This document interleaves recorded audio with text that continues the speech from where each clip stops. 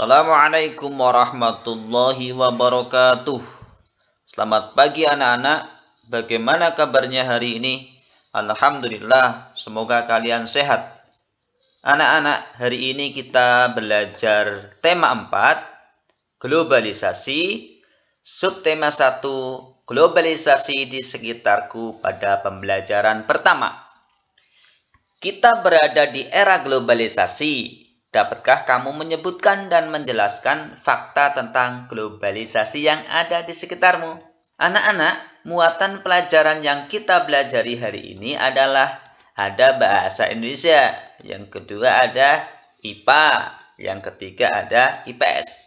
Adapun tujuan pembelajaran kali ini adalah Pak Guru harap setelah mencari informasi, kamu dapat menjelaskan peran Indonesia dalam berbagai bentuk kerjasama di bidang sosial budaya dalam lingkup ASEAN dengan tepat.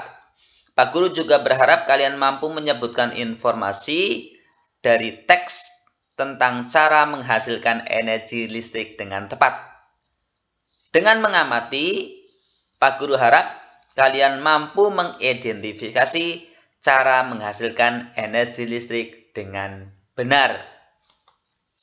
Anak-anakku yang berbahagia, mari kita membaca basmalah bersama. Bismillahirrahmanirrahim. Apa sih globalisasi? Globalisasi adalah proses masuknya ke ruang lingkup dunia. Itu menurut KBBI. Globalisasi adalah proses mendunia atau integrasi internasional yang terjadi karena pertukaran pandangan dunia, produk, pemikiran, dan aspek-aspek kebudayaan yang lain. Globalisasi juga disebut suatu proses yang mendunia di mana setiap orang tidak terikat oleh batas-batas wilayah. Nah, sekarang buka buku kalian pada halaman pertama. Nah, ini ada produk-produk yang sudah terkenal di dunia. Ya, di negara Eropa ada jam tangan, ini dari Swiss. Ada karpet yang sangat terkenal dari Turki.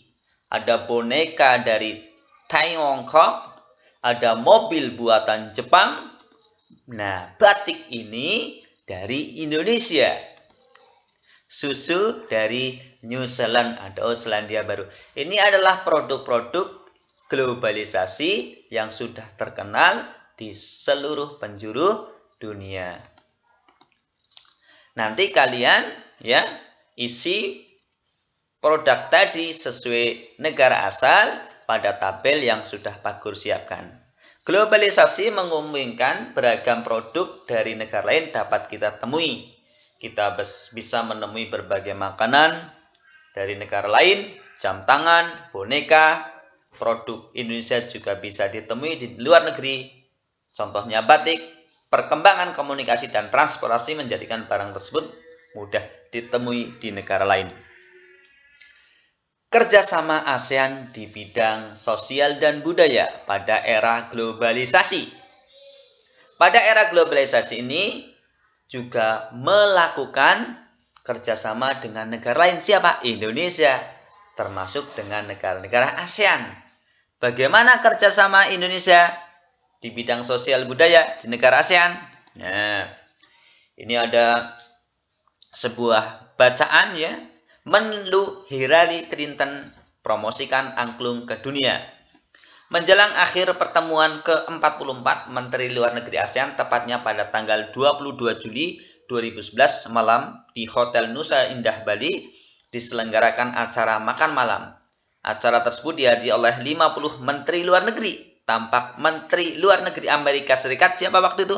Hillary Clinton. Dari negara-negara ASEAN dan Menteri Luar Negeri dari negara ASEAN, Cina, Rusia, Uni Eropa, peninjau, dan tamu dari berbagai negara lain. Tentu saja berbagai makanan tradisional dihidangkan dan berbagai seniman daerah ditampilkan seperti tarian tradisional Jakarta, Bali, dan Aceh. Sebagai acara puncak adalah penampilan angklung interaktif oleh Saung Mangujo.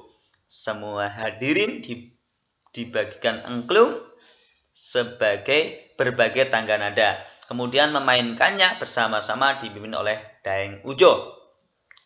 Tampak semua undangan berbahagia mereka dihadiahi angklung yang baru saja mereka mainkan sebagai tanda mata dari Indonesia. It's for you, a souvenir from Indonesia, kata Daeng Ujo sang komandan. Malam yang berkesan itu sangat membantu dalam menciptakan iklim yang kondusif. Malam tersebut membuat pertemuan para menteri luar negeri ASEAN dan berbagai pertemuan bilateral lainnya berlangsung sukses. Foto Ibu Hillary Clinton pun menghiasi berbagai surat kabar dunia. Berkat angklung, Ibu Hillary Clinton pun menjadi duta Indonesia. Nah, ini adalah contoh kerjasama di bidang sosial budaya di negara-negara ASEAN. Nah, sekarang kalian bentuk kerjasama di bidang sosial pada masa globalisasi dan peranannya. Contohnya, nanti kalian isi, aku contohkan saja. Contohnya, penanggulangan dampak bencana alam. Itu bidang sosial. Perlindungan terhadap kaum difabel. Acara-acara yang diadakan mewujudkan kesejahteraan sosial. Bagaimana peran Indonesia dalam kegiatan kerjasama ini? Ya, Indonesia selalu aktif, Indonesia mendukung ya, bahkan kadang mengirimkan bantuan. Ini dibilang sosial. Bagaimana kerjasama di bidang budaya? Pertukaran pelajar ASEAN, ya, kegiatan SEA Games, olahraga di Asia Tenggara, meningkatkan pariwisata, promosi pariwisata, Kongres Pemuda ASEAN, pertukaran acara program televisi di ASEAN, diadakannya festival lagu ASEAN. Ini adalah contoh kerjasama di bidang budaya. Kita mengenalkan budaya kita dan kita juga mengetahui budaya negara-negara Asia Tenggara lain lewat televisi dan media komunikasi yang lain.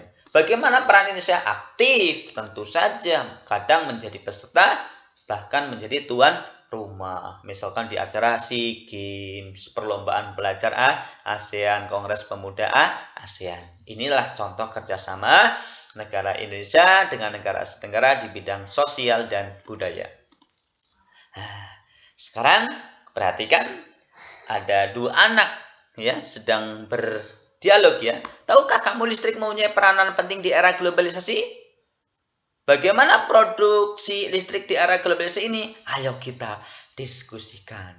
Ya, kita sering mendengar bahwa abad 20 merupakan abad globalisasi. Berbagai peristiwa dari berbagai belahan dunia dapat kita saksikan langsung melalui layar televisi pada jam, menit, atau bahkan detik yang sama.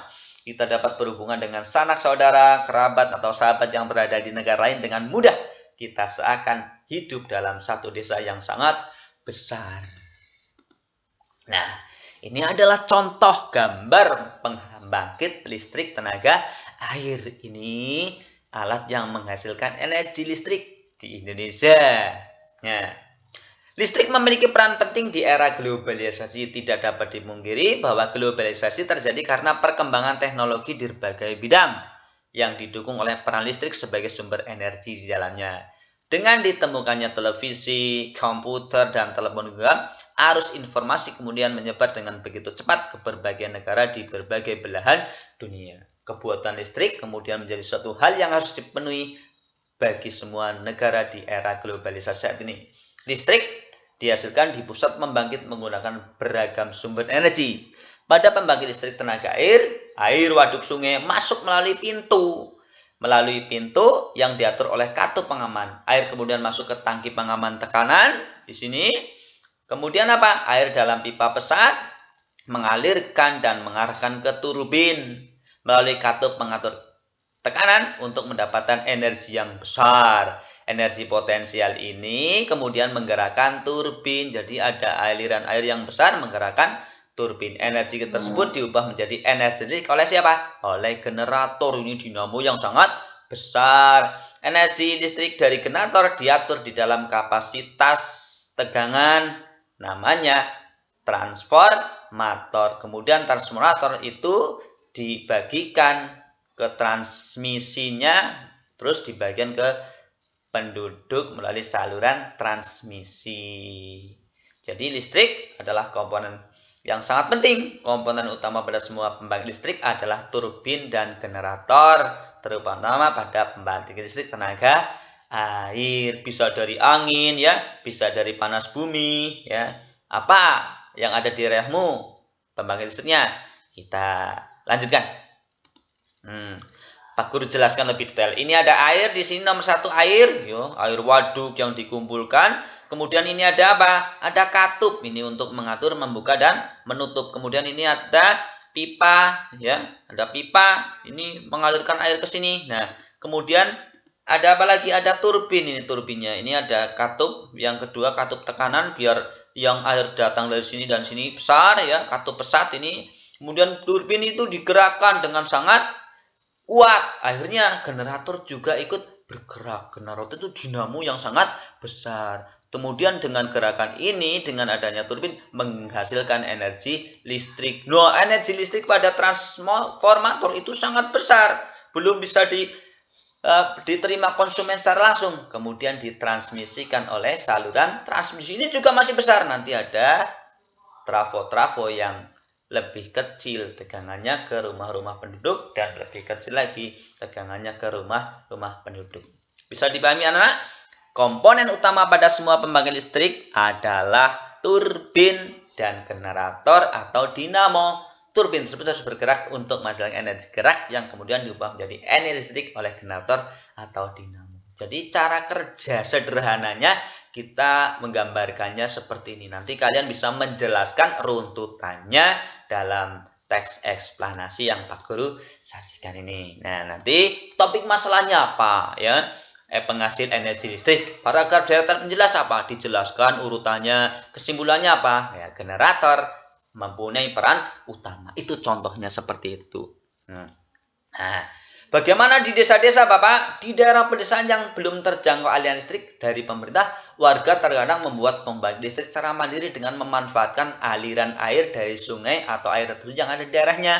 Pembangkit tersebut tentunya menghasilkan energi listrik yang cukup untuk memenuhi kebutuhan listrik warga sekitar. Pembangkit listrik tersebut dinamakan pembangkit listrik mikrohidro, mikro kecil, hidro air yang tidak besar, yang memanfaatkan sumber energi alternatif dari aliran sungai yang ada di sekitar. Nah, ini contohnya.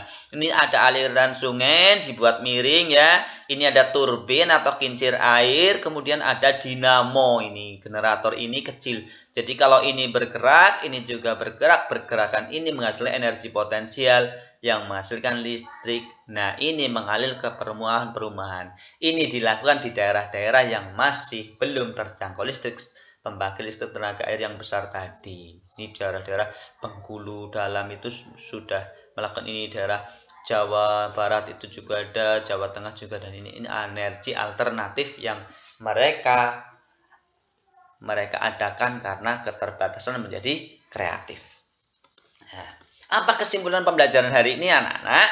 Indonesia selalu aktif berperan dalam kerjasama negara ASEAN, terutama di bidang sosial dan budaya. Komponen utama pada semua pembangkit energi listrik adalah turbin dan generator dinamo. Turbin harus bergerak untuk menghasilkan energi gerak yang kemudian diubah menjadi energi listrik oleh generator atau dinamo. Demikianlah pembelajaran kali ini dari Pak Guru. Jazakumullah khairan katsiran. Alhamdulillahirabbil alamin. Wassalamualaikum warahmatullahi wabarakatuh.